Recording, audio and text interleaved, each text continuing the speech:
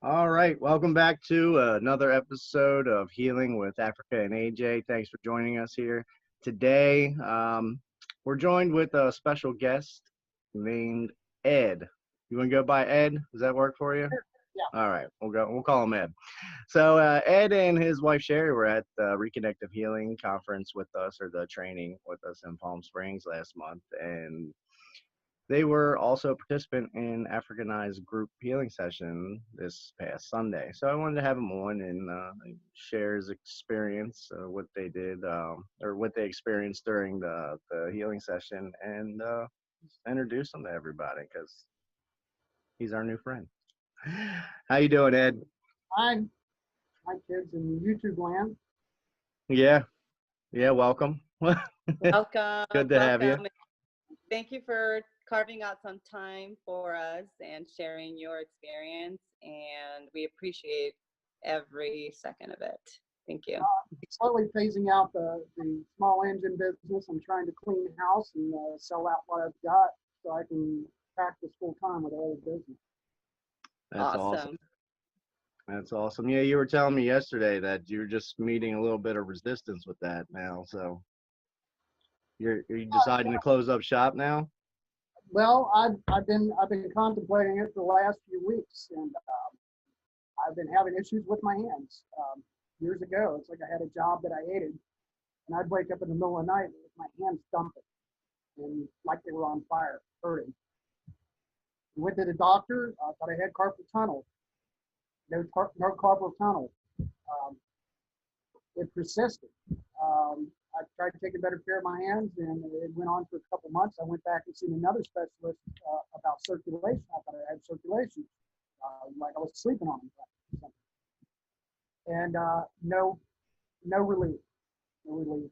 3 months later, I quit the job. My hands quit hurting. I went to a different company doing the same work with better people. But so anyhow, in the last week, I've been having the same issue with my hands. After I've feeling the frequencies for the last month, every time you do a session or I sit and practice, it just increases. But the same thing with the hands. They've been hurting worse the last 3 days. I think most of us wake up 3 or 4 o'clock in the morning anyway. But it's been a mess, and it's like I decided to just shut it down and start doing this other stuff full time. Needs more attention, and I've gained a little bit of relief in the last day. Good. Just changing my intention. Wow. So tell us about your experience this past Sunday, May the 5th. Yes. We had a nice experience. I wish Sherry was available right now. She's working. She's probably teaching meditation at this time. But when we first started the session, I did a little bit deep breathing. I have several different breathing techniques I work with, and got in the zone. I started hearing the frequency in my head. Then I got a sensation of warmth. It always starts like in my shoulders, works down my arms, and then my full body. But then about 10 minutes into the session, I started getting strong registers in my right hand. I had several like full body jerks. My left leg didn't want to stop thumping. I had quite a bit of physical register. And it was a really, really nice session. I felt great afterwards. And it seems like every time we do it, it's like the frequency is more intense. I can feel it in my whole body now. Wow. Can I ask a question? When you say you hear the frequency, what does that mean? I don't. Since I had the Reconnective Healing with Pace, which got us down the rabbit hole to start, I can hear it in my head. It's more on the left side, and it's not actually in my ear. It's a high frequency. It's similar to cicadas or crickets. And Interesting. Whenever I'm sending or receiving, it just like the volume goes up. Wow. Yeah. That's interesting. Interesting. Yeah. I mean, You had told me before, I think, that you were sensitive to the energies, that you could sense them or feel them or even see them sometimes too, right? Absolutely. I can see auras around even inanimate objects. I can see the vibration. That, Um, People, I just real faint auras. Anything living, usually the plants and stuff in the yard usually have like a bright kind of bluish purple around them. I don't know if I'm going blind or crazy or what. As far as feeling the frequency, um, wow, it's been probably 6 months. This is before I knew anything about reconnective healing. And I could be walking through the house and just stop. And I'll tell Sherry, it's like, man, there's like a vortex or something right here. I could feel like that kind of magnetic, whooshy, warm, watery, like I just walked into it, and I can feel the perimeter as I move my hands around, and I can tell where there's energy spots. And I was like, man, I'm losing it. And then we got introduced to Case, started binge watching some of his videos, and next thing I know, the wife had contacted him to do a remote session. And I guess it was about 3 days before we had our actual session that I got hit with it.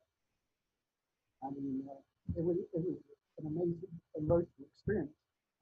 Um, I was totally overwhelmed with love and energy, highest I've ever been in my life. I used to do a lot of crazy stuff when I was younger.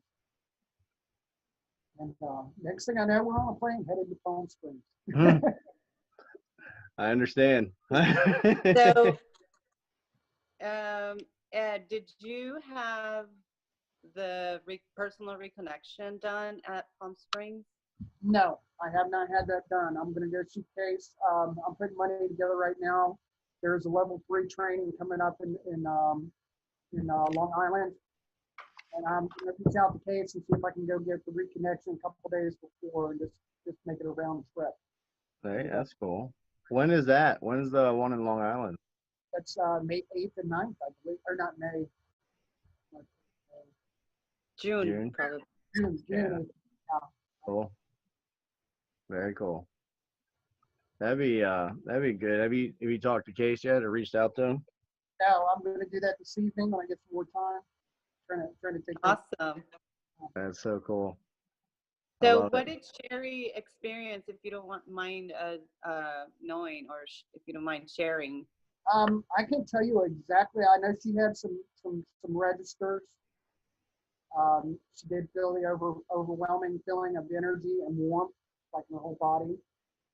I know she did have a lot of leg registry in one leg. Okay. She's had issues with her knees and stuff, and her knees have actually felt better for the last day or so.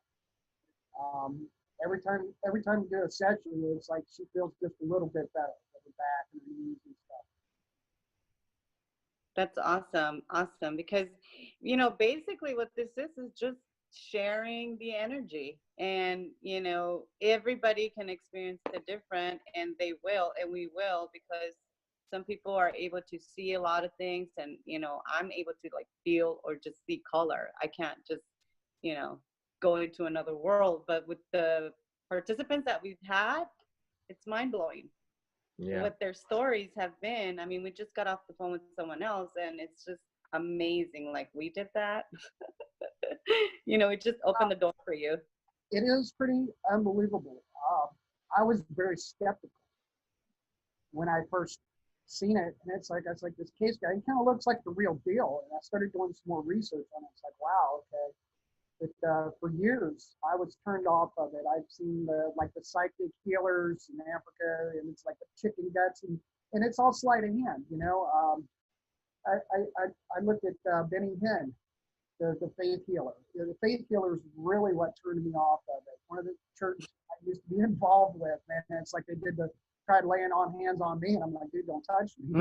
Like, you're not right, I'm a very empathetic person, and I can feel intentions on people. I've always been that way. It's defense mechanism. I grew up in an abusive home with alcoholic parents, and I've always been a good judge of character. just I could sense things on people, and like some of the frequencies, ELF, ULF, extreme low frequencies. I had my eardrum blown out when I was 2 from a case of swine flu, and they thought I was deaf, but my hearing range is so much different from everybody else. Interesting. I can sit across the room and not hear somebody, but I can hear low frequency stuff sometimes humming in the background that other people don't perceive.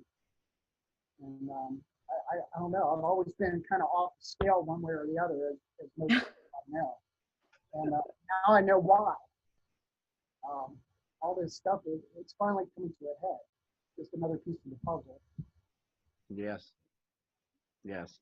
And we're all trying to figure it out, but we're just experiencing and experimenting and applying it to our lives. And that's how I'm living now. That's how AJ's living. And it's just been amazing. It is amazing. When you live with love and not fear, I mean, anything's possible. Mm-hmm. That's where it emanates from. When I start working the energy, I can feel it build up in my neck, my shoulders, it comes down my arms and like out my chest. And, you get your little energy ball started there in front of you. I can feel like a beam coming out of my chest once I start to manipulate it, and then I can direct it from there. Mm-hmm. It's been getting pretty intense here lately. Yeah. That's awesome. And we all have that ability to channel it in when we want to, and it's just, I think, practicing it now. And when you get your personal reconnection done, it's just going to be more intense, because I mean, like you, I was skeptical. I'm like, is it real? Yeah, it's real. If you're ready to listen and be open-minded and come from your heart to seek the truth, this is the truth. This is God, this is God inside of us. We've been, over the last couple of years, we've been trying to build our business for healing. She does QHHT hypnosis. We're both certified firewalking instructors. We do empowerment training, teach people how to break through their boundaries. It's just amazing, some of the things that we've gotten into. And what really fascinates me with the reconnective healing is my understanding of zero-point energy. I've studied that alternative energy sources for probably the last 10 years. And I am well in tune with like what happened at turn of the century with the spirituality, and everybody was working with what they called the ether back in the day. Mm-hmm. I've seen a lot of the work like with orgone energy and structured water. I mean, we've been down just about every rabbit hole that's out there in the past 5 years. And it's all related. Everything is coming to this point that we're being empowered with all these new frequencies. And I think it's amazing. It is.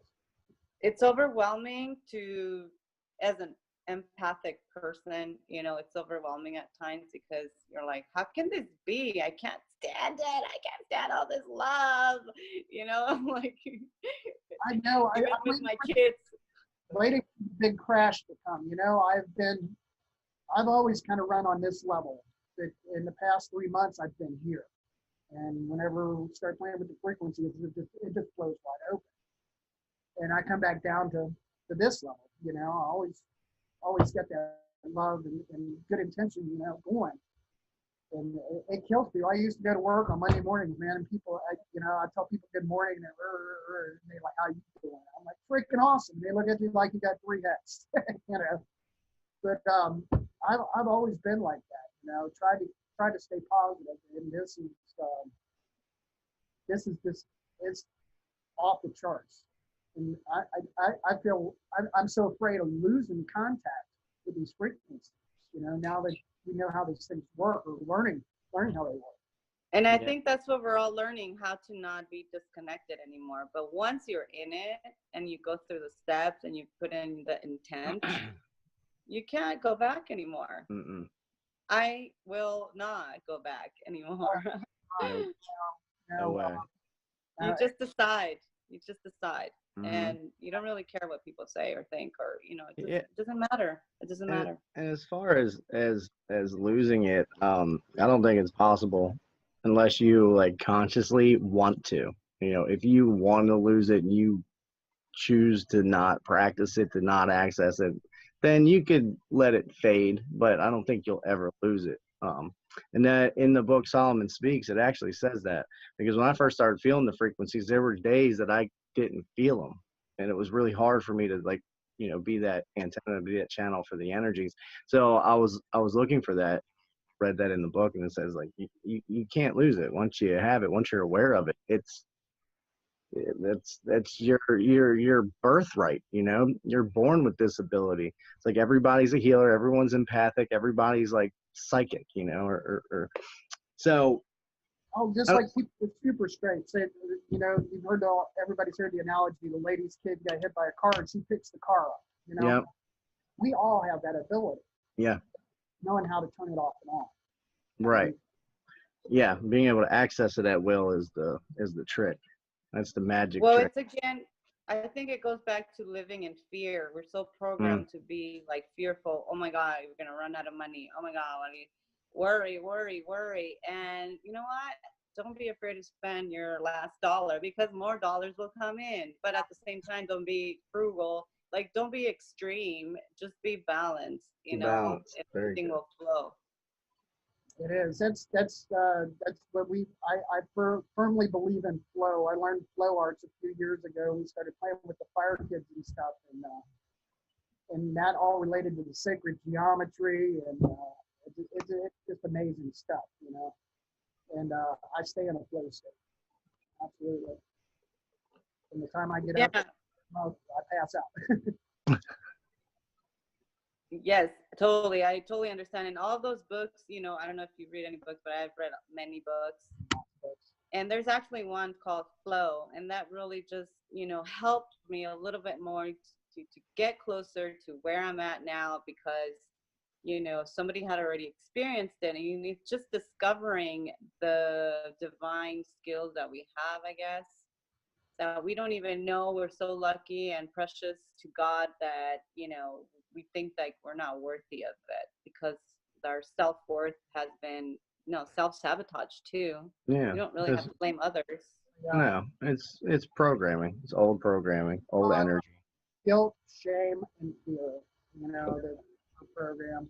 I think one of the best things I ever did was turn my television off a little over 5 years ago. I don't use too many commercial media. And with YouTube, it's like we can choose what content. Exactly. I think this is the greatest platform. It's not the greatest, but it's serving a great purpose. It beats the media. It beats the mainstream media. Right. People that are living outside the loop are connected by internet, and I think it's the greatest thing ever. Yeah. I mean, that is like the single thing that can most dramatically change your life is stop listening to the crap.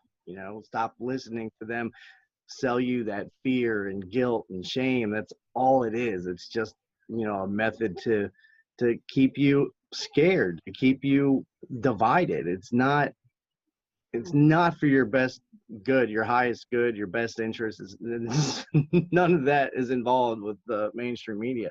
And when you turn it off, when you sleep with the TV on too, that's like programming your subconscious, and your subconscious mind is like 40 million times more powerful than your conscious mind, and your subconscious mind is what is creating your reality. So you gotta really be careful what you're feeding it, or be aware. Your subconscious is a great servant but a terrible master. So a lot of people are just letting their subconscious on autopilot, and it just constantly downloading the fear and shame, and they're not even aware of these other aspects of life. And then when they're turn off the news, guys. Well, Stop watching TV. Here's the deal with television as well. Since we did the digital changeover back in the 90s, I studied a lot of subliminal advertising. I was a commercial art major, and I was fascinated with subliminal advertising and like neuro-linguistic programming. Yes. And persuading people to do things that they normally wouldn't do. And I fully believe that with the technology they have now with the smart TVs and the digital feed on everything, they can put in so much bandwidth. There's things you don't even perceive that they're programming you with. Yeah. It's scary. It really is. Like the amount of thought and effort that's gone into what you just talked about that should be a lot of red flags to people there, and that's the same thing with like social media. I am a part of it, but I had deleted all my accounts for a long time, and I decided, getting back into this, that I would create the accounts and, have other ways of people to contact me or to find me in the channel and things like that. But I can tell if I am on it, or if I'm like looking or spend any time, looking at people's posts, it doesn't take much to get sucked into that. And it's so scary. And it's like, it's like a switch is flipped, and it's like, you're just right back in there, and it's like, it'll take you away like so fast. And I'm aware enough that I notice when it's happening, and I can immediately withdraw. I'm like, oh shit, like, nope. And then I won't even look at it for a month, like so it's, I have it, and I think it's useful, but I don't really like it. I did over a 2-year Facebook fast. I was getting to where I would come home and flip it on and start looking at the feed. Next thing you know, I'm in a political argument. I'm pissed off at the world, and it just ruined my whole day. Even just scrolling through it, next thing I know, I'm 45 minutes. I've been staring at this dribble, and it makes me feel like crap. And it's like, so I just shut it down completely. And I just recently got back on to keep in touch with my daughter, and I turn it on to message her, and that's it. I can't look at it. Yeah, it's a communication tool, not, an all-day thing to do. So I don't know. I get tired of hearing about people's dead dogs and this is wrong and that's wrong. And it's like people put all their dirty laundry on social media. They do. Wrong with it. It's like, I don't need to know what's wrong. I want to know what's right. Exactly. That's what we're all about. And I think cool,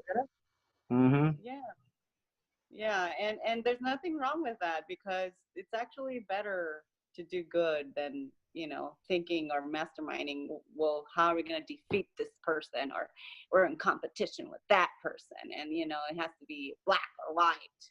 And it doesn't. How can we trick more people into doing what we want them to do? It's like, that's their sell. Yeah. I said that once you have that constant feeling of inadequacy, that there's something missing. Every time I hear somebody mention the pursuit of happiness, I want to smack them in the mouth. There's nothing to pursue. The happiness comes from inside. There's old suicidal tendency song, man, and one of the lines was, it's like that if your life sucks, maybe you suck, or something, And I've seen it. I've seen it on so many people. I'm surrounded by people that have constant drama. There's never enough money. This is broke. That's broke. They run themselves ragged, trying to just go paycheck to paycheck. If they would just slow down and take a day off and reassess their situation and think about how blessed they are, it would change.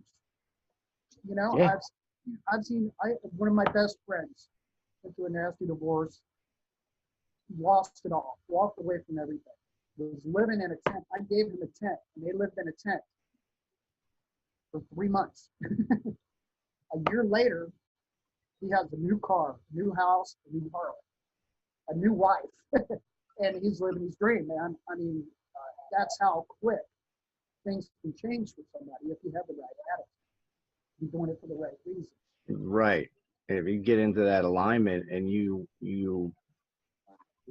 follow your passion, follow your highest excitement, and that that generally tends to be aligned with your life's purpose too, you know, or whatever your dream may be. And everything just kind of falls into place when you do that. To quote my wife, Sherry, it's probably on the refrigerator. It's got a little note that she wrote that says, follow your joy. That's your gift to the world. Whatever brings you joy is your gift to everybody else. Love it. Absolutely love it. Beautiful. Well, we've been on here for 36 minutes. Cool. Very good. Perfect. Man, that went by fast. Back to business. Yeah.